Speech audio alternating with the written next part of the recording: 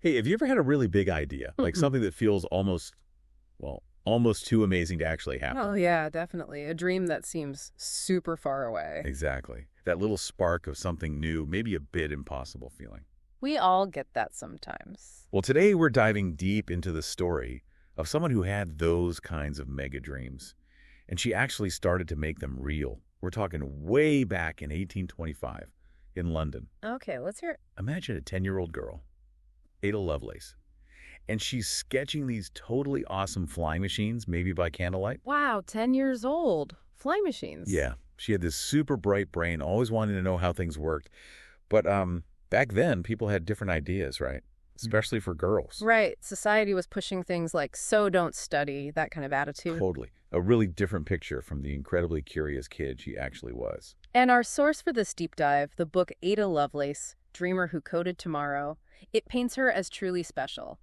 So, our mission today is to explore her amazing journey. Yeah, let's really get into what made her tick. And see what lessons, what we can learn for our own dreams, no matter how big or maybe small they feel right now. Okay, so even when she was really little, Ada was just packed with curiosity. Her dad, he was a famous poet, but he left when she was young. Right, Lord Byron, not really in the picture. No. And her mom, she was actually really strict, especially about math, which might sound a bit serious, Maybe a bit intense, yeah. but it actually planted a seed.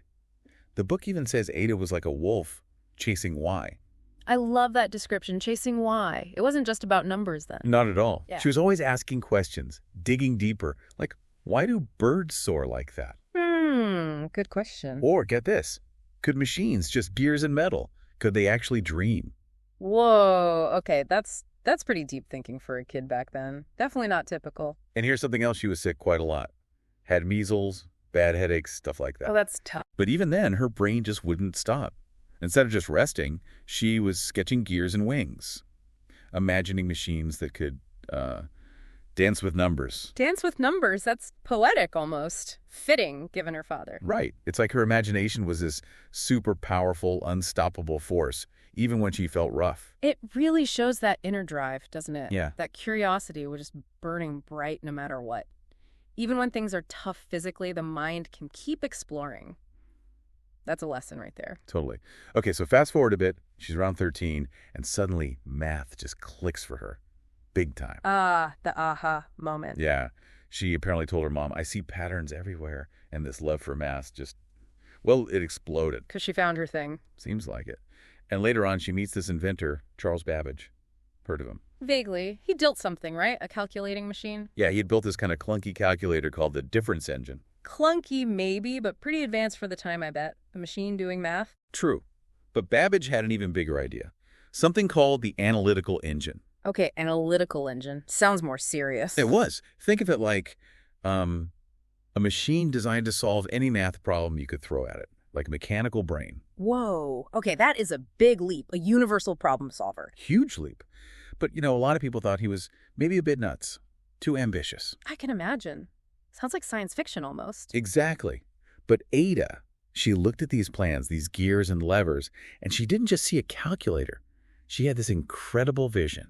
What did she see? She said it could compose music, draw worlds. Can you believe that? Compose music, draw worlds with a math machine. Yeah. That's where it gets really interesting. She saw way beyond just crunchy numbers. She saw creative potential. Okay, that is visionary. So while everyone else is thinking better calculator, she's thinking creative partner. Kind of. It's super important. Most people focused on the calculation part, but Ada saw the bigger picture. That the same basic ideas, the same logic, could be used for symbols, for art, for music, not just numbers. That's a fundamental shift in thinking about what machines could be. And she got really involved, dove right into understanding the analytical engine, not just how it worked, but what it could do. And this led her to write these super detailed notes about it. Ah, the famous notes. The famous notes. And we're not talking a few scribbles. In 1843, she was only 27. She published these notes, and they were a huge deal. How huge. The book says they were actually longer than Babbage's own plans. Longer than the original plans. Wow. She really dug in. Totally. And inside them was this absolutely groundbreaking idea. She wrote the very first computer program. The first, like ever. The first one we know of, yeah. She figured out a set of instructions, a code, to make the analytical engine calculate a specific sequence of numbers. Using loops, kind of. Okay, hold on. Loops. Yeah. Like in coding today. Exactly like coding today. The book points out it's the same basic idea behind the apps on your phone. Mm. A set of steps telling the machine what to do, maybe over and over. So Babbage built the hardware concept, but she wrote the first software. Is that fair to say? That's a great way to put it. While others saw a giant calculator, Ada saw a machine that could follow instructions. That's the core idea of programming. Mind-blowing. It really is, especially back then. But wait, there's more.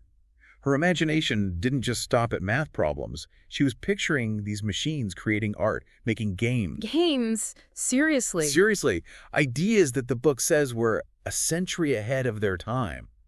Think about that. It's like imagining YouTube when people were just getting radios. That perspective is just staggering, seeing the potential for creativity and entertainment in this theoretical number machine. Incredible, right? Thinking about information much more broadly. Machines manipulating symbols, not just numbers, to create entirely new things. It was a giant leap, but it couldn't have been easy for her. No way. The book mentions that, being a woman in science back then, tough. Some people just didn't take her seriously. The whole men laugh, a woman, impossible attitude. Yeah, I can picture that. Plus, her health wasn't great, often in pain. But she kept working, kept pushing. She even made sure her explanations of the code were super clear. The book says even kids could follow. That shows real dedication, not just having the idea, but making it understandable, despite the challenges, despite the doubters. Yeah. And even though she was so brilliant, it seems like a lot of the London elite, the important people, they they didn't really get it. Or maybe ignored her. That's sadly common with really revolutionary ideas, isn't it? Especially when they come from unexpected places. It takes time for people to catch up. She didn't get the credit she deserved in her lifetime. No, she didn't. And sadly, she died really young, only 36 in 1852. Oh, wow. That's far too young. What happened to her work then? Well, the book says her work was basically buried for decades. Yeah. Forgotten, almost. Buried. All those brilliant ideas. That's tragic. It is. Hard to believe. But thankfully, eventually her notes were rediscovered. Okay, good. So what happened then? Their impact started to become clear. And it's huge. Think about the tech we use every single day, like the computers in our phones, the video games you play, even the complex systems that guide rockets into space. Wait, you're saying her ideas connect to all that? A lot of the basic fundamental concepts. Yeah. They trace back to what Ada figured out about machines following instructions, manipulating symbols. The book calls her journey from a sickbed to the stars. From a sickbed to the stars. I like that. And it all started with that wolf spark they mentioned. Yes, the curiosity. Yeah, her curiosity, her grit, her incredible imagination. And the book has this really cool part, imagining Ada encouraging us today. What would she say? Something like, "You've got that dream too," she'd say. "Think, code, soar." Think, code, soar. That's pretty powerful. Inspiring. It really is. And I think the big lesson here, the main takeaway is dream big and chase why. Right. Absolutely. Ada looked at Babbage's engine, something complex and maybe intimidating, and saw possibilities nobody else did.